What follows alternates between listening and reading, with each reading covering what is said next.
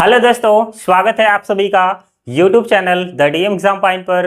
दोस्तों, कल की क्लास में हम लोगों ने जाना कि अगर किसी रेखाखंड को कोई बिंदु अंतः विभाजित करे तो उस अंतः विभाजन बिंदु का निर्देशांक कैसे ज्ञात करते हैं। इसके लिए मैंने फार्मूला को प्रूव किया था। उम्मीद है आपको बहुत अच्छे से समझ में आ गया होगा।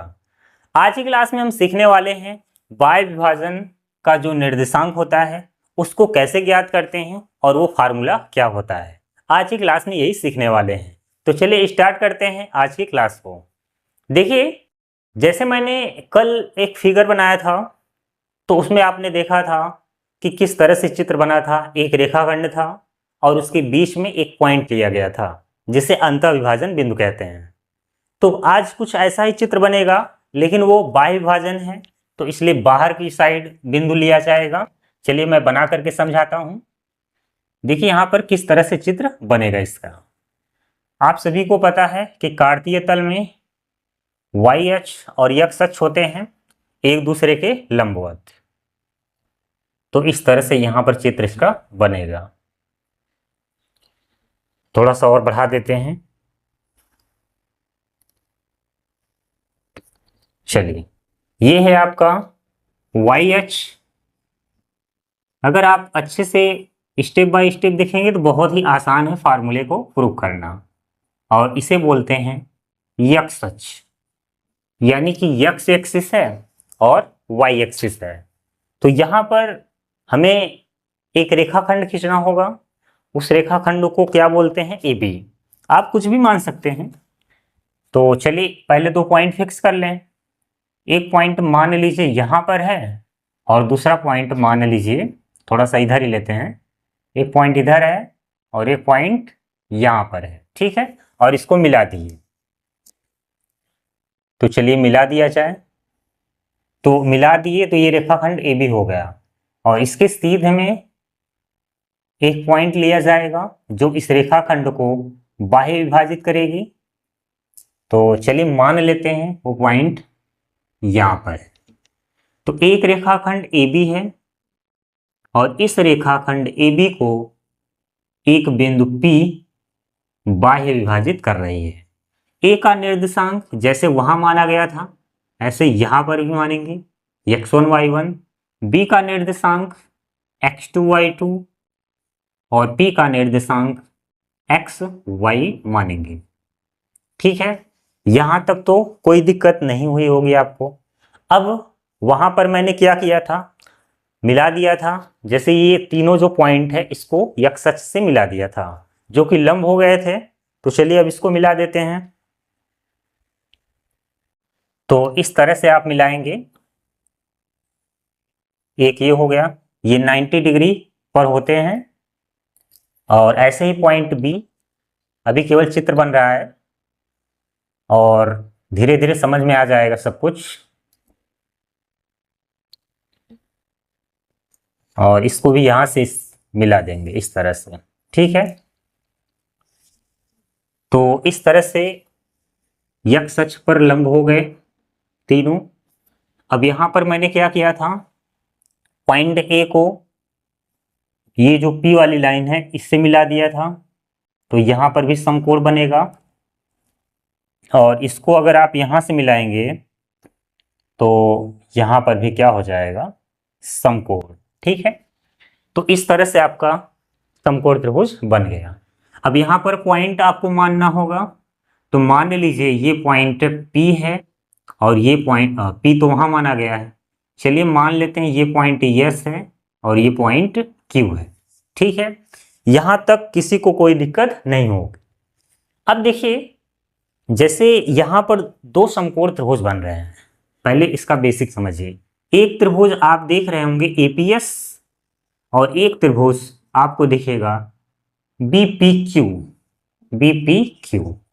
अब इसमें जो भुजा है वो AS, त्रिभुज APS में भुजा AS, उसकी लंबाई क्या है उसको निकालना पड़ेगा। PS की लंबाई क्या है उसको निकालना होगा। अब त्रिभुज BPQ में चलते हैं। तो ये है त्रिभुज BPQ। तो इसमें भुजा BQ आपको निकालना होगा। भुजा पी क्यू निकालना होगा, क्योंकि इन सब की जरूरत पड़ेगी। जब हम भुजाओं का अनुपात बराबर करेंगे, जैसे पिछली क्लास में मैंने किया था, तो उसकी जरूरत पड़ेगी, तो उसको हमें निकालना होगा। तो चलिए यहां पर निकालते हैं। पहले तो आप ये समझ लीजिए कि यहां से यहां तक की जो लेंथ है वो क्या है। अगर ये पॉइंट है ए, इसका निर्देशांक x1 y1 है, तो ये हो जाएगा x1, ठीक। और ये जो बिंदु बी है, इसका निर्देशांक क्या है x2 y2, तो यहां पर डिस्टेंस क्या हो जाएगा x2, ठीक है। और ऐसे ये जो पॉइंट P है, उसका निर्देशांक xy है, तो ये डिस्टेंस हो जाएगा x। अब AS को निकालना आसान है। हमें पहले ये देखना होगा कि यहां से यहां तक का डिस्टेंस क्या है x। अब ये टोटल है, टोटल में से अगर ये आप माइनस करेंगे तभी हमें AS मिलेगा, और ये मान किसके बराबर है x1। तो हम कह सकते हैं कि जो AS है वो, थोड़ा साइड में लिखें, जो AS है वो क्या है x माइनस x1, यहां से लेकर के यहां तक तीर लगा दिए हैं, समझ लीजिएगा, ब्रैकेट लगा दिया जाए, ठीक है। अब देखिए हमें PS की भी जरूरत पड़ेगी, लेकिन पहले BQ निकाल लीजिए। टोटल क्या है x, अगर BQ चाहिए तो यहां से लेकर यहां तक माइनस करना होगा, यानी ये बचेगा x माइनस x2, ठीक है, x माइनस x2। अब चलते हैं BPQ ट्रायंगल में। वहां पर देखिए PQ है, PQ को कैसे निकालेंगे। अब ये वाला जो लेंथ है वो क्या है y1, ठीक है, ये y1 है, ये क्या है y1, और ये क्या है टोटल y2। लिख दे साइड में कि समझ लेंगे, ये y2 है, नहीं भी दिखाएंगे ये सब तो चलेगा, आपको समझ में आ जाए इसलिए मैं ऐसा कर रहा हूं। और ये टोटल क्या है y, यहां से यहां तक का डिस्टेंस। अगर टोटल में से आप y2 माइनस कर देंगे तो ये वाला डिस्टेंस आ जाएगा, यानी कि y माइनस y2।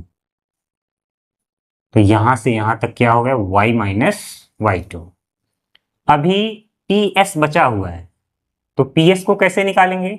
टोटल क्या है, टोटल y है, टोटल क्या है y। अगर y में से ये वाला डिस्टेंस यानी क्या y2 माइनस कर दें तो हमें सॉरी ये वाला डिस्टेंस y1, तो आ जाएगा ये वाला लेंथ।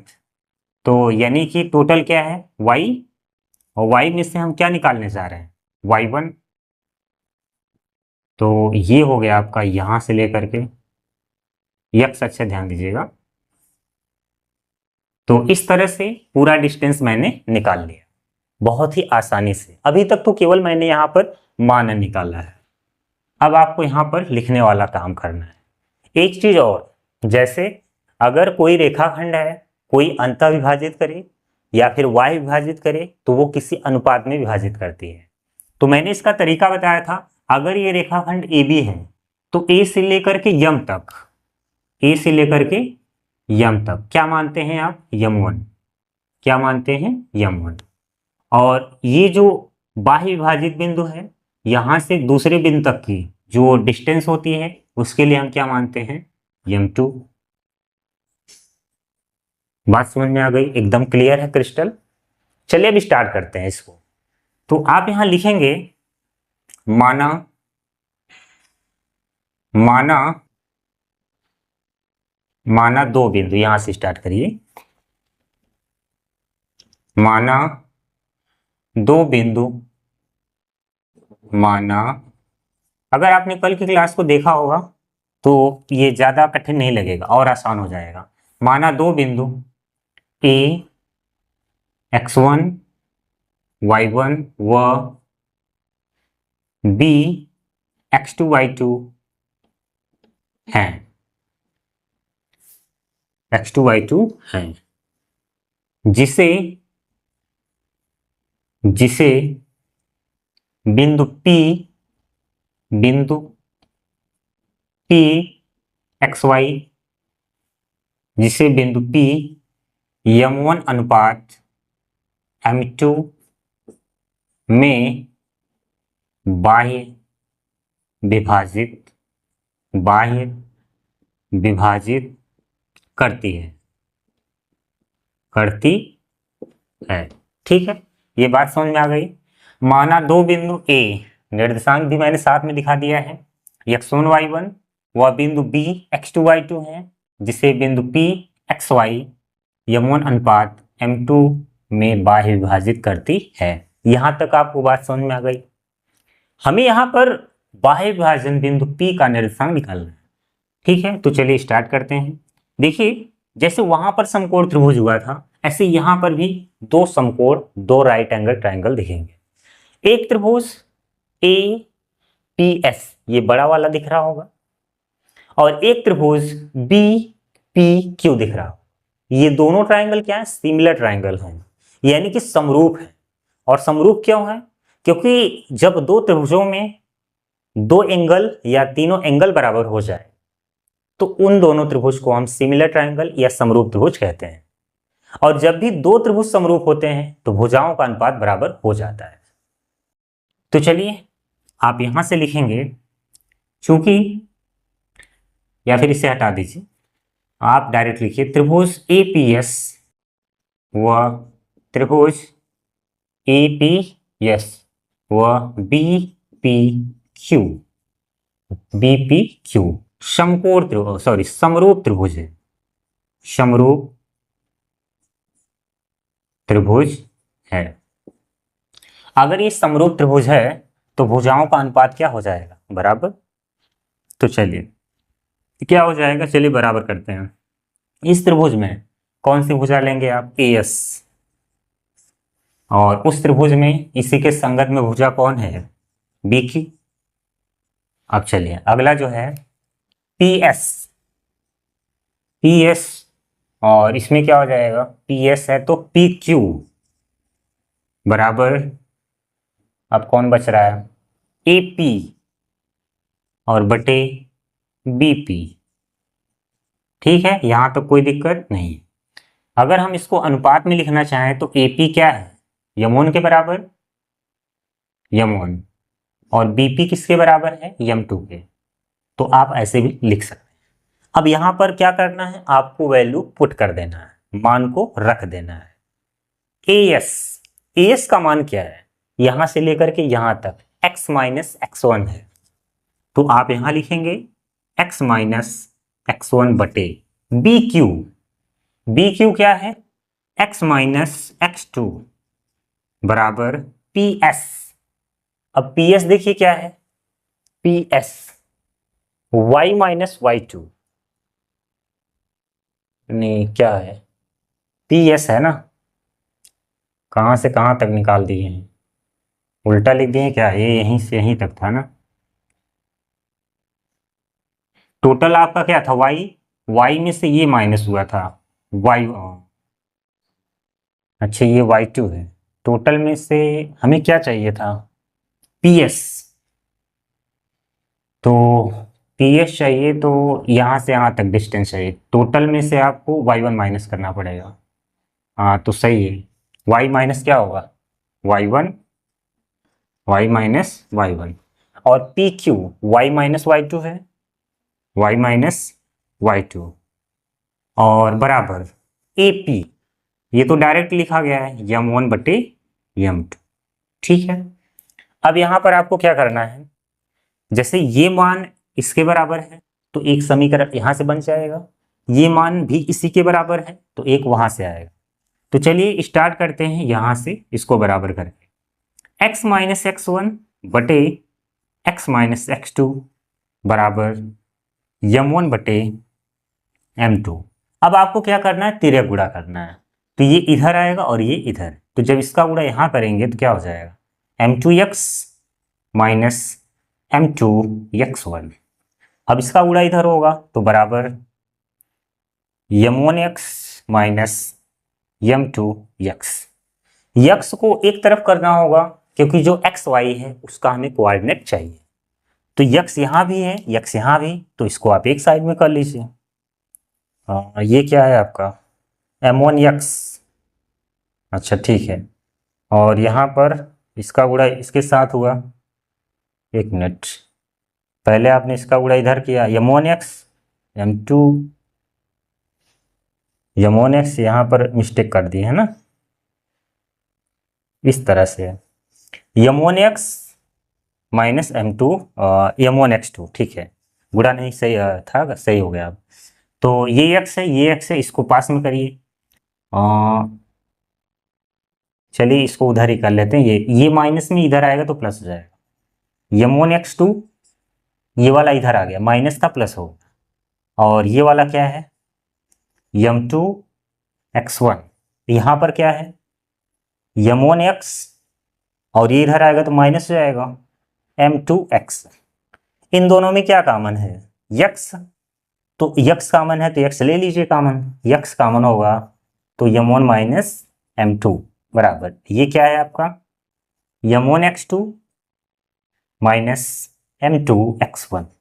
अगर आपको x चाहिए तो क्या हो जाएगा, चलिए साइड में देख लीजिए यहाँ पर, तो अगर x चाहिए तो ये नीचे आएगा, तो x बराबर हो जाएगा m1x2 माइनस m2x1 बटे m1 माइनस m2, ठीक है। तो ये आ गया जो बिंदु P है एक्स वाई में भुज x का मान, लेकिन अभी y नहीं आया है। अब y को निकालने के लिए ये मान इसके बराबर करना होगा, तो अब इसको समीकरण 1 मान लीजिए, तो यहां लिखेंगे आप समीकरण 1 से, समीकरण 1 से क्या हो जाएगा, इसका गुणा अगर आप इसके साथ करेंगे तो डायरेक्ट मैं कर रहा हूं m2y माइनस m2y1 बराबर, इसका गुणा इसके साथ होगा तो m1y माइनस m1y2 m1y2।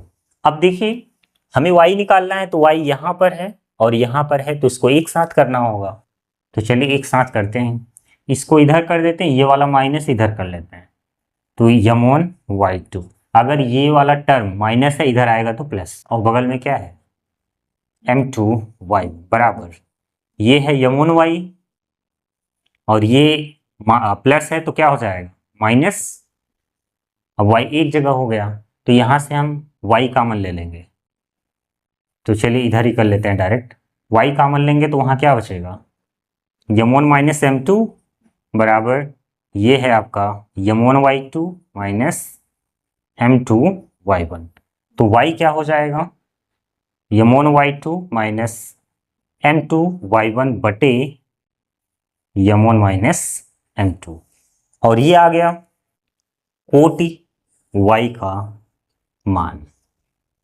ये है x और ये है y। अच्छा कल की क्लास में भी फार्मूला यही आया था, लेकिन अंतर यही था कि वो अंतर विभाजन था तो बीच में प्लस आया था, और ये बाह्य विभाजन है तो सब कुछ वही है, केवल माइनस आ गया, याद करने में आसानी होगी। अगर एक फार्मूला आपने याद कर लिया तो केवल आपको साइन चेंज करना होगा।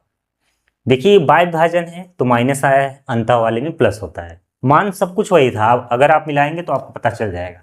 तो आप अलग से यहां लिख लीजिए बिंदु, बिंदु ये बाह्य विभाजन है, बिंदु P का निर्देशांक, बिंदु P का निर्देशांक क्या हो जाएगा, पहले तो आप x वाला लिखेंगे तो m1x2 माइनस m2x1 बटे m1 माइनस m2 कामा m1y2 माइनस m2y1 बटे m1 माइनस m2, यही बस हो गया। तो यही है बाह्य विभाजन बिंदु P का निर्देशांक। इस सूत्र के द्वारा अगर किसी रेखाखंड को कोई बाह्य बिंदु किसी अनुपात में विभाजित करे तो उसका निर्देशांक कैसे निकालेंगे, इस सूत्र से देख लीजिए, अच्छे से स्क्रीनशॉट लेना है तो ले लीजिए। एक चीज का ख्याल और रखिएगा कि एग्जाम में जो फार्मूले का डेरिवेशन है पूछा नहीं जाता, अभी तक तो पूछा नहीं गया है, लेकिन आप इस पर ध्यान मत दीजिए, केवल फार्मूला आपको समझना है, फार्मूला कैसे याद करना है इस पर कॉन्सेप्ट तैयार करिए। कल मैंने बताया था कि एक तरीका है जिससे आप अगर भूल भी गए हैं तो सेट कर सकते हैं, ज़्यादा टाइम नहीं लगेगा। तो एग्जाम में फार्मूले का डेरिवेशन नहीं आएगा, आपके सिलेबस में फार्मूले का डेरिवेशन दिया गया है लेकिन आएगा नहीं। ये 100% तो नहीं कह सकते, लेकिन एग्जाम में अभी तक तो मैंने नहीं देखा है कि फार्मूले का डेरिवेशन पूछे आपसे। तो इसलिए केवल आपका फोकस होना चाहिए फार्मूले को कैसे याद किया जाए, यही आवश्यकता पड़ेगी, फार्मूला आपके माइंड में रहना चाहिए।